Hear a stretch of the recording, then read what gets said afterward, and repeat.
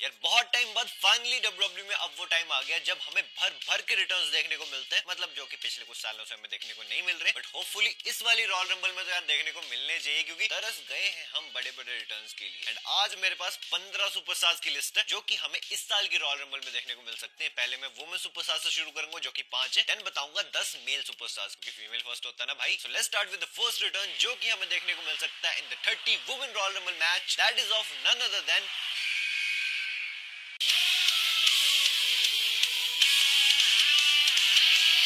Obviously the man Becky Lynch. देखो ये तो क्रिस्टल क्लियर चीज है कि वो मंडे नाइट रॉ के एपिसोड पे अपना रिटर्न वैसे भी करने ही वाली थी जब रॉ नेटफ्लिक्स का फर्स्ट एपिसोड था, बट वहां पे थोड़े से प्लान्स में चेंजेस हो गए। तो अब जो नेक्स्ट स्टॉप दिख रहा है बेकी लिंच के वापस आने का वो रॉयल रंबल ही ऑब्वियसली। बाकी अब इनसे नेक्स्ट फीमेल सुपरस्टार की तरफ मैं चलता हूँ जिनका की रिटर्न पॉसिबल है रॉयल रंबल में। She is yes exactly the queen Charlotte Flair. देखो लास्ट पूरे साल में 2024 में उन्होंने कंपीट ही नहीं किया डब्ल्यूडब्ल्यू में, और ये भी हमें पता है कि उनकी जो नी सर्जरी थी वो भी सक्सेसफुली हो चुकी है, वो मेडिकली क्लियर है। तो अब परफेक्ट टाइम है उनका रिटर्न करने का। ऑलरेडी वो रॉयल रंबल विनर रह चुकी है 2020 की, एंड इस साल भी उनके काफी हाई चांसेस बताया जा रहे हैं अकॉर्डिंग टू द ऑड्स। वैसे वो वीडियो में बाद में लेके आऊंगा कौन जीतेगा कौन नहीं। फिलहाल हम नेक्स्ट सुपरस्टार की तरफ चलते हैं जिनके लिए पर्सनली मैं बहुत ज्यादा एक्साइटेड हूँ कि भाई कब वापस आएंगी। ऑब्वियसली मैं बात कर रहा हूँ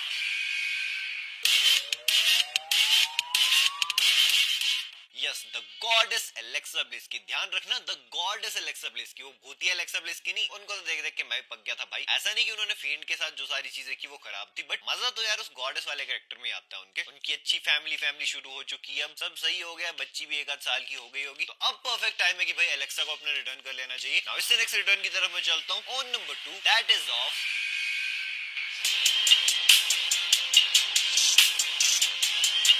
यार जेड कारगिल। लास्ट टाइम जब डब्ल्यूडब्ल्यू में थी तो अटैक करके किसी ने भेजा था, अभी तक हमें ये भी क्लियर नहीं कि किसने उन पे अटैक किया था। अब जिसने भी उन पे अटैक किया होगा वहीं से उनकी स्टोरी लाइन आगे कंटिन्यू होगी जो कि लीड करेगी रेसलमेनिया 41 के लिए, जिसके लिए मैं पर्सनली काफी ज्यादा एक्साइटेड हूँ, क्योंकि मोस्ट प्रोबेबली वो बंदी उन्हीं की टैग टीम पार्टनर होने वाली। तो फिर आपको ऑलरेडी पता है, मुझे पता, आपको ज्यादा बताने की जरूरत नहीं, आप तो कट्टर वाले डब्ल्यूडब्ल्यू फैंस हो भाई। एंड लास्ट वुमेन सुपरस्टार जिनका हमें रिटर्न देखने को मिलना तो चाहिए यार, and she is none other than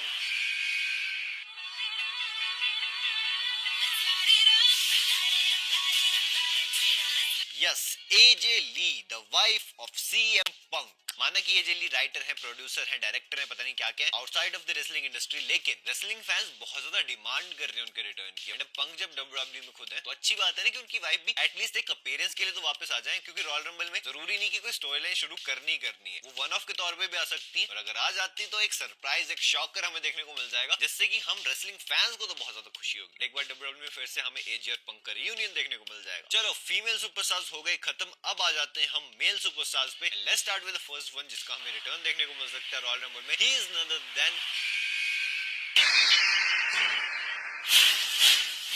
exactly हमारे गोल्डी भाई। देखो यार हम सबको पता है गोल्डी भाई अपना लास्ट रिटायरमेंट मैच रेसल करने वाले हैं इस साल में, लेकिन ऐसा कंफर्म नहीं है कि भाई वो एक ही मैच रेसल करेंगे, क्या पता वो मल्टीपल मैचेस में भी कम्पीट करें। अब जो भी हो जैसा भी हो, मुझे पता है काफी सारे गोल्डी भाई को पसंद नहीं भी करते हैं लोग। ऑब्वियसली पहले के टाइम पे उन्होंने जिस तरह से स्नैच की है सारी अपॉर्चुनिटीज यंग सुपरस्टार से, लेकिन मुझे लगता है इस बार ऐसा कुछ होने वाला है क्योंकि उनके पास इतना भी ज्यादा टाइम नहीं है as an in ring performer. और वैसे भी रॉयल रंबल में वापस आएंगे तो एक मस्त सरप्राइज हो जाएगा, 2-3 स्पेयर जैक हैमर हमें देखने को मिल जाएंगे, अच्छा ही अपने लिए। बाकी इनसे नेक्स्ट सुपरस्टार की तरफ मैं चलता हूँ जिनके लिए भाई हम सब बहुत दुआ कर रहे हैं कि भाई आ ही जाएं अब तो। ऑब्वियसली यार मैं बात कर रहा हूँ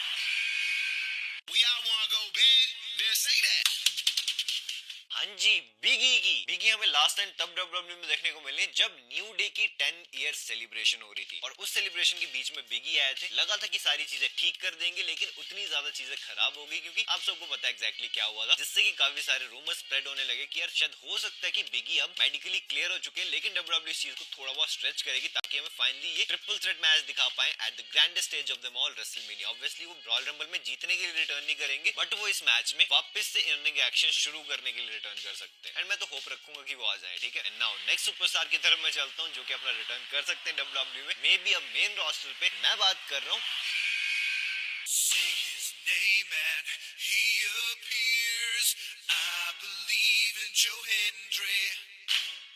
जो हेनरी यार, ऑब्वियसली जो Henry. You all know NXT पे जब आए थे क्या धूम धड़ाका कर दिया इन्होंने। मतलब धीरे धीरे ओवरली पॉपुलर होने लग गए थे क्राउड में, जैसे कि 1-2 साल पहले एलन नाइट हुए थे। एंट्रेंस म्यूजिक इनका बहुत ज्यादा कैची है। तो सोचो जब रॉयल रंबल में ये आएंगे तो फैंस कितने एक्साइटेड होंगे। देखो मैं इतना नहीं चाहता कि वो मेन रोस्टर का पार्ट बन जाए, हमें लॉन्ग टर्म स्टोरी लाइंस वगैरह दे, बस एक बार रॉयल रंबल में आ भी जाए ना, जस्ट एक वन ऑफ के तौर पे, तब भी सही चीज हो जाएगी। नाउ इनसे नेक्स्ट सुपरस्टार की तरफ मैं चलता हूँ। ऑन नंबर 7 हु इज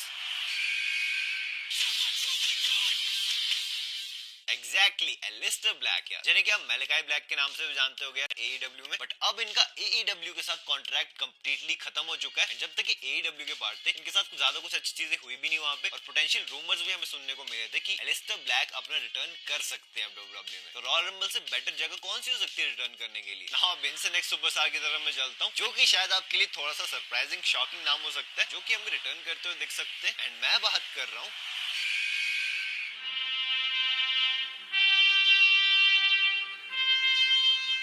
हाँ यार, रिक फ्लेयर की। रिसेंट टाइम में उन्होंने किसी इंटरव्यू वगैरह में बताया था कि स्टिल उनमें एक मैच बचा हुआ है। अब देखो इतना तो मुझे उनमें पोटेंशियल नहीं लगता है कि एक 1-on-1 सिंगल्स मैच या कोई टैग टीम मैच दोबारा वो रेसल कर पाएंगे। अगर उन्हें करना ही है, इतना मन है उनका, तो WWE उन्हें शॉक फैक्टर एक मस्ती मजाक के तौर पे रॉयल रंबल मैच में डाल सकती है। बस मैं इतनी सी दुआ करूंगा कि यार टॉप रोप से जो भी उन्हें फेंके आराम से फेंके थोड़ा। नाउ बेनी की तरह एक और रेसलर मैं आपको बताता हूँ ऑन नंबर 5 जो कि अपना रिटर्न कर सकते हैं। This name is none other than of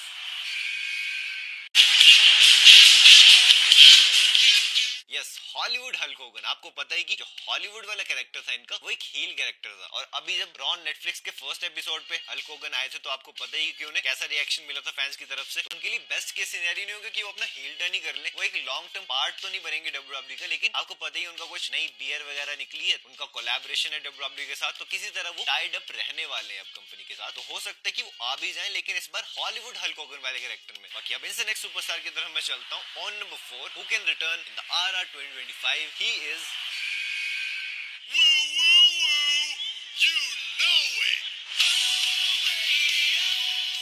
yes, Zack Ryder भाई, जिन्हें कि आप मैड कार्डोनो के नाम से भी जानते होंगे। यार जब भी रॉयल रंबल आती है, शायद मुझे 2-3 साल हो गए सेम बंदे का नाम लेते हुए, ये आते ही नहीं यार, इनका बस रूमर ही आता है। और ऐसा नहीं कि रूमर कहीं और से आ रहा है, कई बार ये खुद भी टीज कर देते हैं अपना रिटर्न। लेकिन इतना लंबा टाइम हो गया मुझे इनका रूमर बताते हुए, अभी तक इनका रिटर्न नहीं हुआ है। अभी भी नहीं होता तो फिर भगवान भरोसे भाई। नाउ से नेक्स्ट सुपरस्टार की तरफ मैं चलता हूँ। On number 3 he can be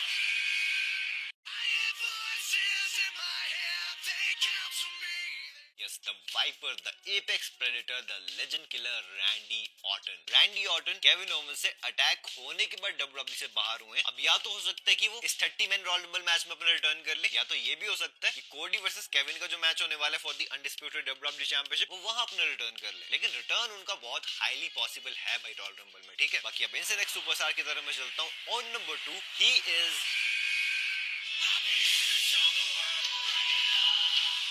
exactly Dolph Ziggler, जिन्हें कि आप निक नेमेथ के नाम से जानते होंगे अब TNA में। करंटली वो TNA वर्ल्ड हेवीवेट चैंपियन है। और आपको पता ही WWE और TNA की बीच बीच में कोलैबोरेशन होती रहती है। जॉर्डन ग्रेस पिछले साल आई थी, उससे पहले निकी जेम्स भी आई थी जब वो चैंपियन थी। लेकिन अभी तक कोई भी मेल सुपरस्टार TNA से WWE में नहीं आया है, ठीक है। तो इस बार काफी हद तक चांसेस है कि डॉल्फ जिगलर ही आ जाए WWE में as a surprise Royal Rumble entrant. But finally अब लास्ट सुपरस्टार की तरफ मैं चलता हूँ, जिनका की हमें रिटर्न देखने को मिल जाना चाहिए यार अब तो। And this name is none other than of